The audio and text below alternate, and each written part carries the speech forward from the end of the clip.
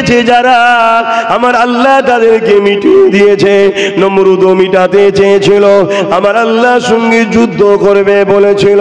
আমার আল্লাহ পাক ইব্রাহিম নবীকে জানিয়ে দিল বিশাল এক ময়দানে নমরুদকে বল তার বাহিনীগুলো নিয়ে আসতে।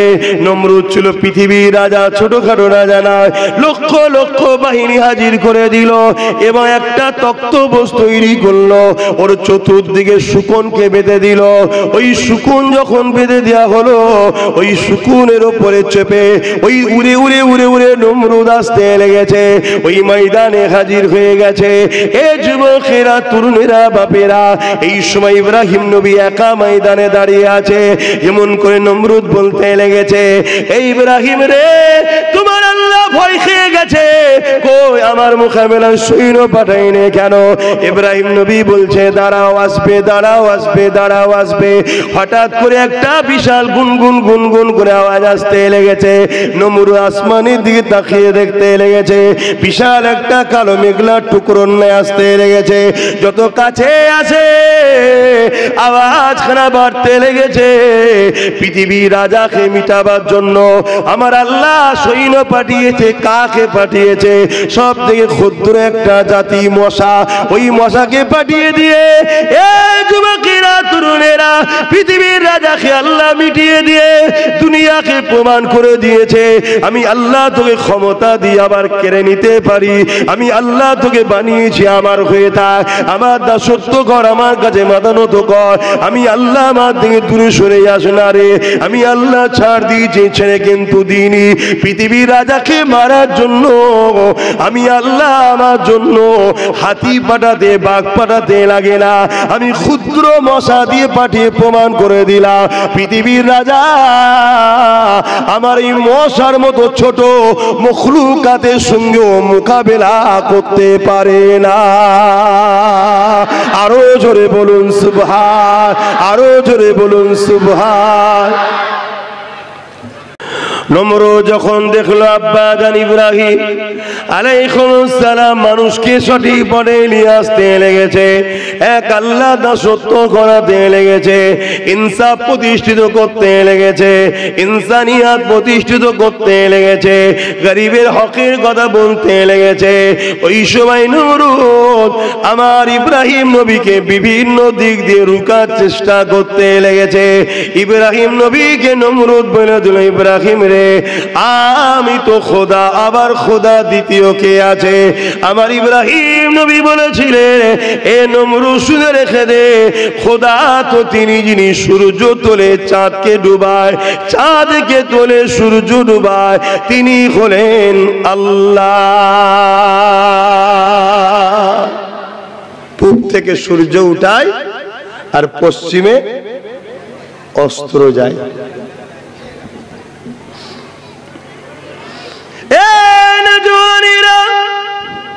তার আগে হযরত ইব্রাহিম আলাইহিস সালাম বললেন, আল্লাহ তো তিনি যিনি জিন্দাকে মরা বানাতে পারে, মরাকে জিন্দা বানাতে পারে, তিনি তো আল্লাহ।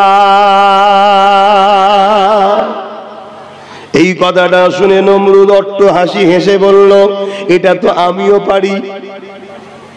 বললেন না নাউজুবিল্লাহ? এই নমরুদ পারে, কিন্তু মাথা মুটা মূর্খ তো। সে জেল থেকে দুটো আসামি নিয়ে এলো, একটার কালকে ফাঁসি হবার ডেট, আর একটার কালকে জামিন হবার ডেট। যার জামিন হবার ডেট তাকে মেরে দিল, আর যার ফাঁসি হবার ডেট আজাদ করে দিল। বলে দেখলে, যার মরার কথা ছিল বেঁচে দিলাম, যার বাঁচার কথা ছিল মেরে দিলাম। ইব্রাহিম নবী তর্ক করতে পারতেন না? পারতেন না, কিন্তু মূর্খর সঙ্গে তর্ক করতে ইসলাম নিষেধ করেছে। ইব্রাহিম নবী তখন বলতে লাগলো, আরে বোকা, খোদা তো তিনি, মালিক তো তিনি, আল্লাহ তো তিনি, যিনি পূব থেকে সূর্য তোলে, পশ্চিমে অস্ত্র দেয়, পশ্চিমে সূর্যকে ডুবিয়ে দেয়, তিনি তো আল্লাহ। এই কথাটা শুনে নমরুদ মাথা হ্যাট করে নিল। নমরুদের সঙ্গ ভঙ্গ যারা ছিল অট্টহাসি হাসলো। নমরুদ রেগে গেল। এই রেগে যাবার পরে নমরুদ বলতে লাগলো, বিশাল আগুনের কুণ্ড তৈরি করো, ইব্রাহিমকে আগুনের মধ্যে ফেলে দেওয়া হবে। হবে। যখন জালিমরা পারে না তখন গায়ে জোর দেখাতে লাগে। আজকের দিনেও জালিম যারা রয়েছে এরা যখন আমাদের সঙ্গে তর্কতে যুক্তিতে দলিলে কথাতে পারে না তখন এরা কি করে ক্ষমতা জোর দেখাতে চায়। এরা তখন পাহাড়ের জোর দেখাতে চায়। ওই পাহাড়ের জোর দেখিয়ে দিয়ে নিরীহ মানুষগুলোর উপরে জুলুম করে, তাদেরকে হুমকি দেয়, চুমকি দেয়, পুলিশের ভয় দেখায়, মার্ডারের ভয় দেখায়। এই যুবকেরা, তরুণেরা, এটা তো নমরুদের খসল। ইব্রাহিম নবী চুপ করে দাঁড়িয়ে রইল। নমরুদ বিশাল আগুন তৈরি করে ফেললো। ওই আগুন তৈরি করে ওই আগুনটা জ্বালিয়ে দেওয়া হলো। আব্বাজান ইব্রাহিম আলাইহিস সালামকে ফেলা হবে, কিন্তু আগুনটা এত তীব্র ভাবে ধরেছে এই আগুনের কাছে যাবার মতো কারো ক্ষমতা ছিল না। ইব্রাহিম নবীকে আগুনে ফেলা হবে কি করে? তাই কপিকল করে দূর থেকে ছুঁড়ে ফেলে দিবার জন্য তার ব্যবস্থা করা হলো। ওই সময় হযরত জিবরাইল আলাইহিস সালাম চলে এলে ওই কপিকলকে ধরে ফেলে বলতে লাগলেন, ইব্রাহিম রে, আপনি কি জানেন নমরুদ আপনাকে আগুনে ফেলতে লেগেছে? ইব্রাহিম নবী বলছে, হ্যাঁ জানি, তবে আপনি আমাকে এখন ডিস্টার্ব করবেন না, আপনি যান। হযরত ইব্রাহিম আলাইহিস সালামকে হযরত জিবরাইল বলেছিলেন, ও হযরত ইব্রাহিম, আপনি যদি বলেন আমি আমার ডানা ঝাপটা দিয়ে এদেরকে এখান থেকে নিশ্চিহ্ন করে দেব। আব্বাজান ইব্রাহিম আলাইহিস সালাম কি বলেছিলেন শোনে, বাপের বেটা দাবি করলে শুধু হয় না, আমার তোমার আব্বা কি বলেছিলে? হযরত জিবরাইল, এখন কঠিন পরীক্ষা আল্লাহ নিতে লেগেছে।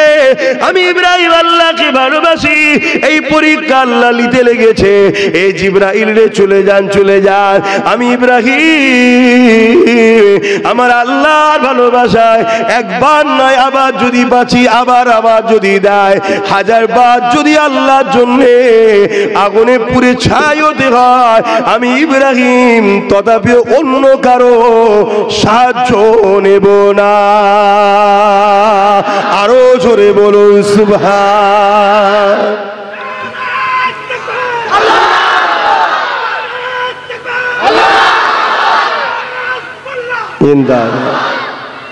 কি শিক্ষা দিচ্ছে বাপ? আল্লাহ ছাড়া অন্য কারো কাছে মাথা নত বা কারো সাহায্য, শুনছেন তো নাকি? আর আজকে আমরা সামান্য দুনিয়ার স্বার্থে ইসলামের দুশ্মনদের কাছে সাহায্য চাইছি, তাদের পিছনে ঘুরে বেড়াচ্ছি। কি গো, মুসলমান এমন আছে না? না, তো এরা কি ইব্রাহিম নবীর প্রকৃত সন্তান হতে পেরেছে?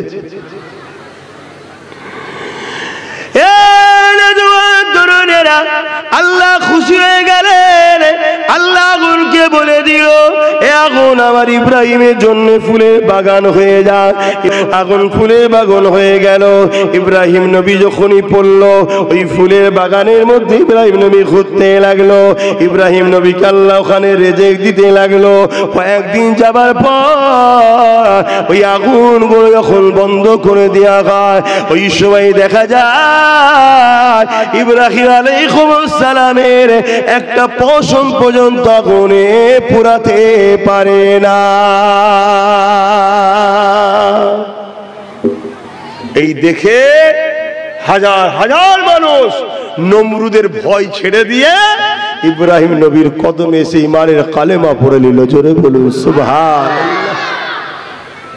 তাহলে ইসলামে উপরে আর ইসলামের মান্যওয়ালা নবীদের উপরে জুলুম যুগে যুগে হয়েছে না হয়নি? তাহলে আমাদের উপরে হবে না হবে না? কথা বলছে না তো?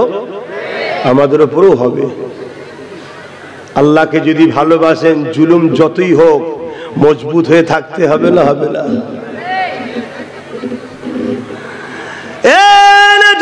তরুণেরা, যুগে যুগে যুগে ইসলামকে মিটাতে চেয়েছে যারা, আমার আল্লাহ তাদেরকে মিটিয়ে দিয়েছে।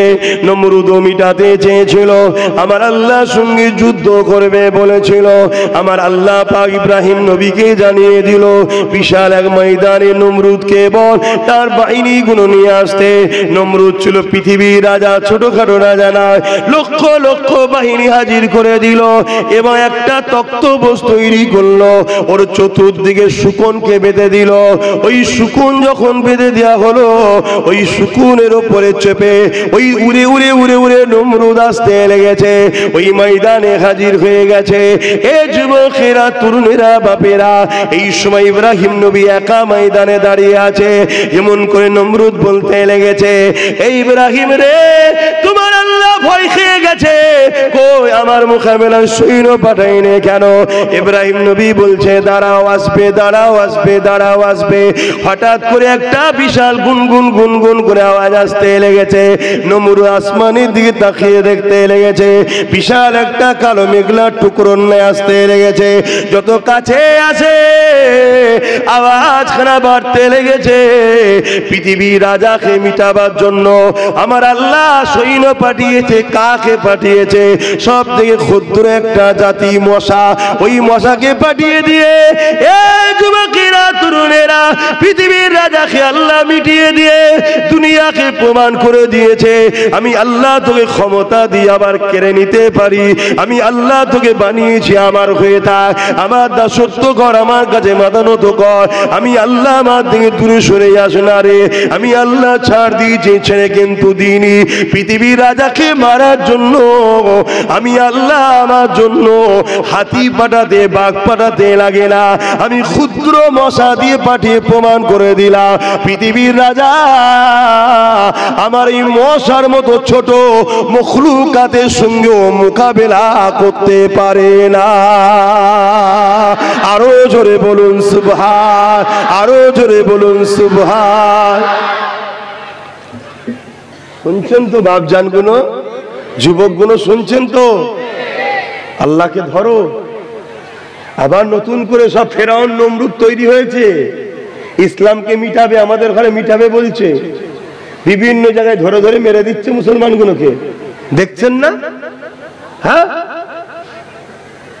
এই জায়গায় আল্লাহর সাহায্য যদি হয় কেউ মিটাতে পারবে? তাহলে আল্লাহকে ধরলে সাহায্য করবে, না ধরলে সাহায্য করে? আমি কি বুঝাচ্ছি বুঝছেন তো সবাই? নমরুদ চাইবে তুমি গানে যাও, ফেরাউন চাইবে তুমি জুয়াই যাও, নমরুদ চাইবে তুমি সিনেমায় যাও, ফেরাউন চাইবে তুমি মা বাপের উপরে জুলুম করো, ফেরাউন নমরুদরা চাইবে তুমি সুদ খাবে, ঘুষ খাবে, বেঈমান অত্যাচারী শাসকের পা চেটে বেড়াবে, তাদের গোলামি করে বেড়াবে, মসজিদে যেতে তারা দেবে না, মাদ্রাসায় যেতে দেবে না, কোরআনের মাহফিলে যেতে দেবে না। তারা চাইবে তোমাদের ঘরে জিনাই যা, মদে যা, জুয়াই যা, মেলাই যা, খেলাই যা, গানে যা। কেন? এগুলোই গেলে আল্লাহ নারাজ হবে, আর আল্লাহ যদি নারাজ তোমাদের উপরে হয়ে যায়, এরা যখন তোমাদেরকে মারবে সাহায্য আর পাবে না তোমরা। শুনছো তো নাকি? তাই বলি আমার যুবক, তোমাকে আল্লাহ দুটো পা দিয়েছে, গানে যাত্রা ফাংশন বেঈমান নেতার পিছনে মিছিলে ঘোরার জন্য নয়। তোমাকে আল্লাহ দুটো পা দিয়েছে আল্লাহর ঘরে যাওয়ার জন্য, কোরআনের মাহফিলে যাওয়ার জন্য, আলেম ওলামাদের সঙ্গে ঘোরার জন্য। আল্লাহ তোমাকে দুটো হাত দিয়েছে কোন গরিবের ঘর ভাঙার জন্য নয়, কোন গরিবের নামে মিথ্যা কেস করার জন্য নয়, কোন গরিবের উপরে জুলুম করার জন্য নয়, কোন গরিবের পক্ষে, যে গরিবের বিরুদ্ধে যেসব অত্যাচারী লিডার নেতা আছে তাদের ঝান্ডা ধরে জয়গান গাওয়ার জন্য আল্লাহ তোমাকে দুটো হাত দেয়নি। হাত দিয়েছে মা বাপের সেবা করবে, মসজিদের সেবা করবে, মাদ্রাসার সেবা করবে, আলেম ওলামার সঙ্গে মুসাফা করবে। এই হাত দিয়ে ইসলামের ঝান্ডাকে উঁচু করে তুলবে, ইসলামের দুশ্মনদের মোকাবেলা করবে। জোরে বলুন সুবহানাল্লাহ, আরো চিৎকার দিয়ে বলুন সুবহানাল্লাহ।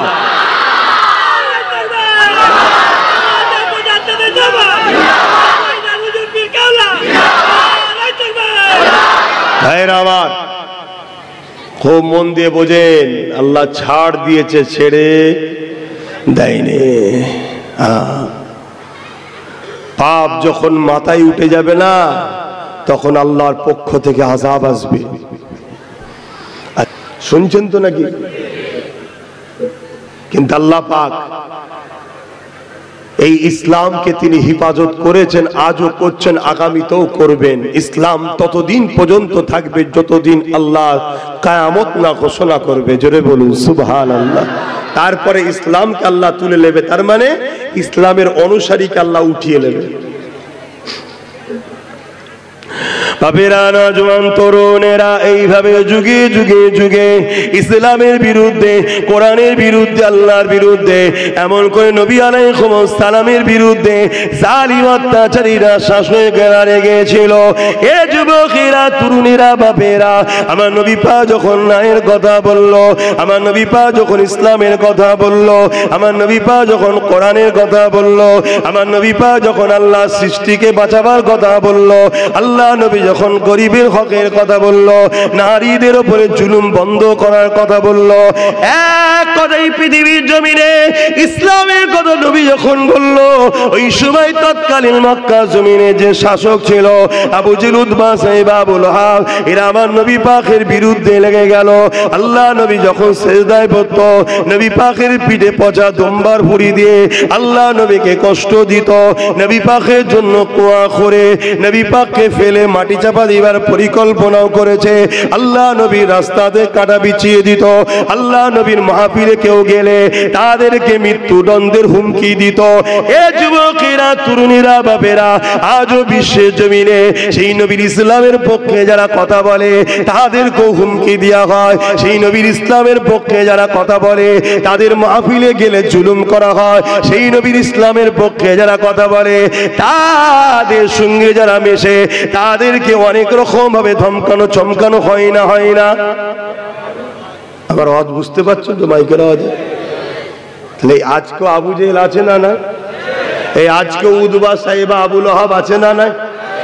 আজকে হিন্দা আছে না নাই? হ্যাঁ, মহিলা সন্ত্রাস আছে না নাই? হ্যাঁ, এটাও আছে। তারা আজকে চমকাচ্ছে, ধমকাচ্ছে। যারা হকের পক্ষে কথা বলে, গরিবের পক্ষে কথা বলে, ইনসাফের পক্ষে কথা বলে, ইনসানিয়াতের পক্ষে কথা বলে, তাদেরকেও চমকানো হচ্ছে নয়। হাজার দিক দিয়ে রুখার চেষ্টা হচ্ছে, হাজার দিক দিয়ে যে কোনো ভাবে তাদেরকে ইসলাম থেকে রুখার চেষ্টা করছে। বাপেরা, নওজোয়ান তরুণেরা, কেন আমি কথা বলছি? আহারে, আমার নবী পাকের দ্বীন ইসলামটা বড় কষ্ট করে এসেছে, ওই ইসলামকে মিটিয়ে দিবার জন্য যুগে যুগে এ নওজোয়ানেরা, ইসলামের দুশমনেরা সোজা জড়চড়া চালাতে লেগেছে। আল্লাহ নবী, নূহ নবী, দয়া নবী, ইনসাফ, ইনসানিয়াত নাই, মানবতা, গরিবের কথা বলেছিল। এই জন্য আবু জেল, উতবা, সাইবা আমার নবী পাকের জানের দুশমন হয়ে গেল। একটা দিন এমন এসে গেল, আমার নবী পাককে 40 জন মিলে ঘিরে ফেলেছে। আমার নবী পাক ঘরের মধ্যে রয়েছে। এই যুবকেরা, তরুণেরা, আল্লাহ নবী হযরত আলীকে ডাক দিল, ও হযরত আলী, এদিকে আসেন, এদিকে আসেন। আল্লাহ পাকের হুকুম হয়ে গেছে, আমি আজকে রাত্রে হিজরত করে ইয়াসরিব, মদিনাতে চলে যাব। এই মালগুলো তুমি অমুকের মাল, অমুকের মাল, অমুকের মাল দিয়ে আসবে। আর সকালে উঠে আমি রাসূলুল্লাহ আমার ইয়াসরিব, মদিনার জমিনে চলে আসবে।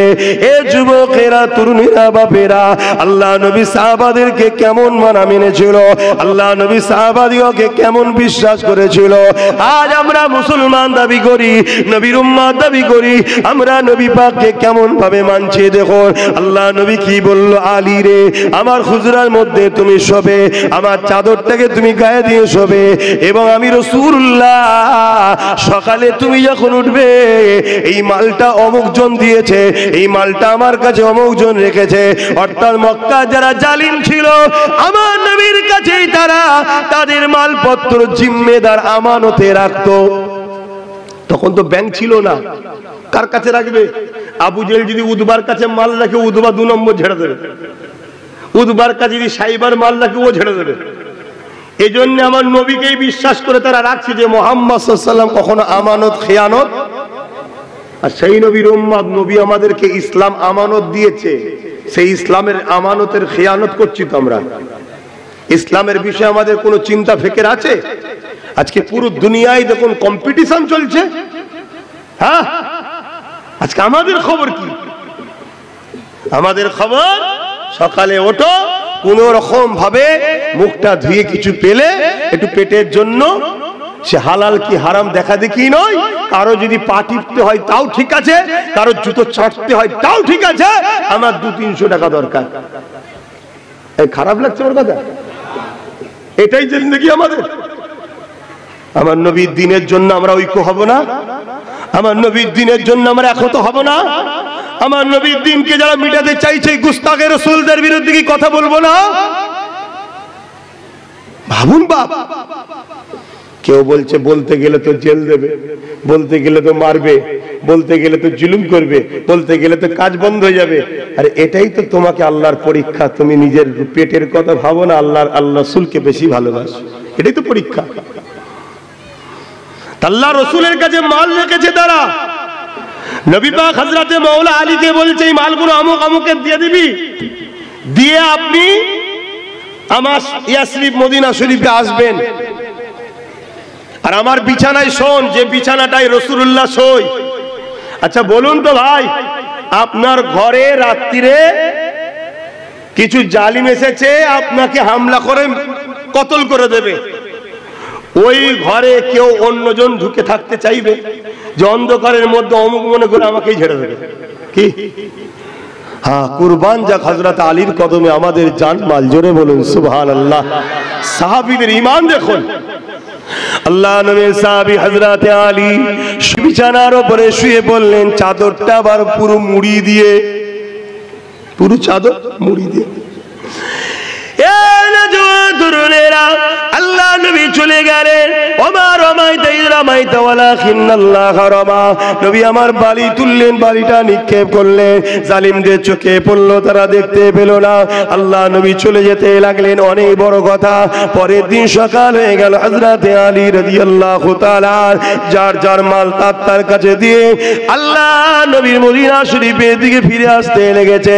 সাহাবা হুজুররা বলতে লেগেছে, আমরা বড় চিন্তিত ছিলাম, আমাদের ভাইকে না জালিমরা কতল করে দেয়। হযরত আলীকে দেখে সাহাবা হুজুররা খুশি হয়ে গেলেন, আগিয়ে এসে গলায় গলায় মিলতে লেগেছে, ভাই কাল রাত্রিটা আপনার কেমন কেটেছে? হযরত আলী বলে, আমার নবীর সাহাবারা, গতকালকে আমি নিশ্চিন্তায় ঘুমিয়েছিলাম, জ্ঞান হওয়ার পর থেকে আমি আলী ওই রকম নিশ্চিন্তা কোনোদিন ঘুমাই না। কেন ভাই কেন? কেননা আমার রাসূলুল্লাহ বলেছিল, আলী সকালে উঠবে, মালগুলো দেবে, মদিনা জমিনে আসবে। আমি আলী বুঝে নিয়েছি অন্যদিন আমার মৃত্যু রয়েছে, মদিনায় যাবার আগ পর্যন্ত আমি আলীর মৃত্যু নয়। যদি মদিনায় যাবার আগ পর্যন্ত আমার মৃত্যু থাকতো, আল্লাহ নবী তাহলে বলতো না, আলী রে সকালে উঠবে, মালগুলো দেবে, মদিনায় আসবে। এ আমার নবী সাহাবারা, আমি আলী বুঝে নিয়েছি মদিনায় যাওয়া পর্যন্ত আলীর মৃত্যু না। আরো জোরে বলুন সুবহান, আরো জোরে বলুন সুবহান। নারায়ে তাকবীর, হাত তুলে বলুন লাব্বাইক। আপনারা বলুন ইয়া রাসূলুল্লাহ, লাব্বাইক লাব্বাইক লাব্বাইক লাব্বাইক লাব্বাইক লাব্বাইক। নারায়ে তাকবীর। সেই নবী বলছে, তোমরা আল্লাহ ও রাসূলের হয়ে যাও, পৃথিবীর কোন শক্তি নেই তোমাদেরকে মিটাতে পারে। এই হবে না? কথা বলো। আল্লাহ ও রাসূলের হয়ে যাও, আল্লাহ ও রাসূলের হয়ে যাও, আল্লাহ ও রাসূলের হয়ে যাও। খুব সাবধান। দুনিয়া আমাদেরকে গান দিয়ে, যাত্রা দিয়ে, জুয়া দিয়ে, সিনেমা দিয়ে একদল উম্মতকে কেটিয়ে দিয়েছে। কি একদল ছেলেকে গানের জুয়াতে ঢুকিয়েছে না ঢুকাই না? কিন্তু এর পরও গুটি কতক এমন মুসলমান আছে তারা গান জুয়া যাত্রায় যায় না, আছে না? না কথা বলে। ওই অল্প গুটি কতককে দেখে জালিমরা এখনো ভয় করছে। শুনছেন?